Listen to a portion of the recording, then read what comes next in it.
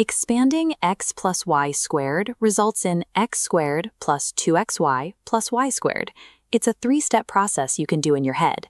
But if you try to expand x plus y to the 10th manually, you face hours of repetitive multiplication, where a single distributed negative or a forgotten variable ruins the entire calculation. For low powers, we can map the coefficients of these expansions directly to the rows of Pascal's triangle. Each number in the triangle is the sum of the two numbers directly above it, providing a quick visual reference for the squared and cubed versions of the equation. The problem arises when the power increases. To find the coefficients for a 10th power expansion, you would have to manually draw out 10 rows of the triangle, increasing the likelihood of a simple addition error at every level. The binomial theorem replaces this manual drawing with the combination formula, NCR. Each term in an expansion is created by choosing either x or y from each set of parentheses. The theorem uses combinations to calculate exactly how many ways those choices can be made for any given term. This shifts the work from repetitive multiplication to pattern recognition. By calculating the number of possible variable combinations, you can determine the coefficients of an expansion without writing out the intermediate steps. Let's apply this to x plus 2 to the 4th. We have our first term in red, our second term in blue, and empty green slots where our combination coefficients will set. We start by filling the green slots with the combination values. Since the power is 4, the sequence runs from 4c0 through 4c4. These values will determine the final weight of each term. Next, we distribute the powers for the first term. The exponent for x starts at the maximum value of 4 and descends one step for every term until it reaches 0. The second term, our constant 2, follows the opposite path. Its exponent starts at 0 and descends until it hits 4. This seesaw effect ensures the exponents in every term always sum to the original power of n. We now have the complete template. Pause the video here and calculate the raw combinations and the powers of 2 for each of these 5 segments. Once simplified, the expansion resolves into this final polynomial. The theorem provides a structured sequence that replaces the need for 4 rounds of binomial multiplication. Exam questions often focus on a specific part of an expansion rather than the entire polynomial. You might be asked to find a single isolated term buried within a very high power. Consider a prompt asking for the 5th term of x plus y to the 10th. Instead of expanding all 11 terms, we use the general term formula to isolate the exact one we need.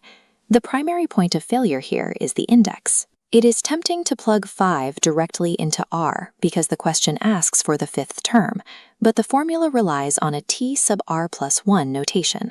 Because the first term of any expansion corresponds to an r value of 0, the r value you use is always 1 less than the term number. For the 5th term, we substitute 4 for r. Accounting for this r plus 1 offset allows you to move directly to the final coefficient and variables without calculating the terms that preceded. Here is a challenge to test your understanding. Find the coefficient of x cubed in the expansion of x plus 3 to the 5th.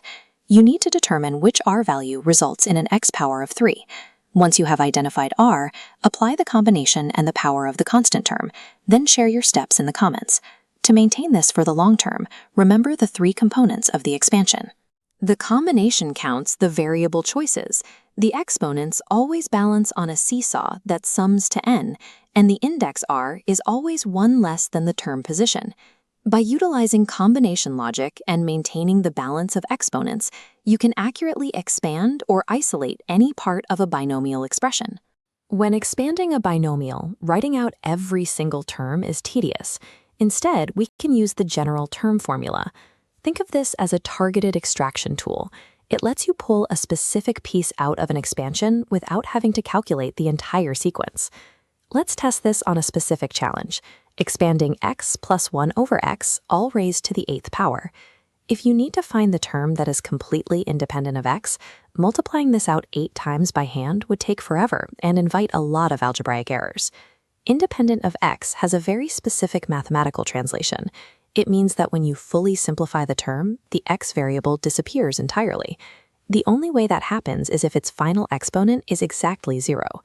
By targeting an exponent of 0, we transform an impossibly long algebraic expansion into a simple, isolated logic puzzle. We start by substituting our specific elements into the general term formula.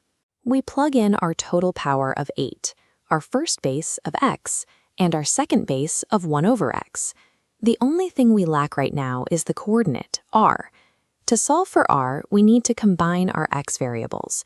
The primary obstacle is that fraction.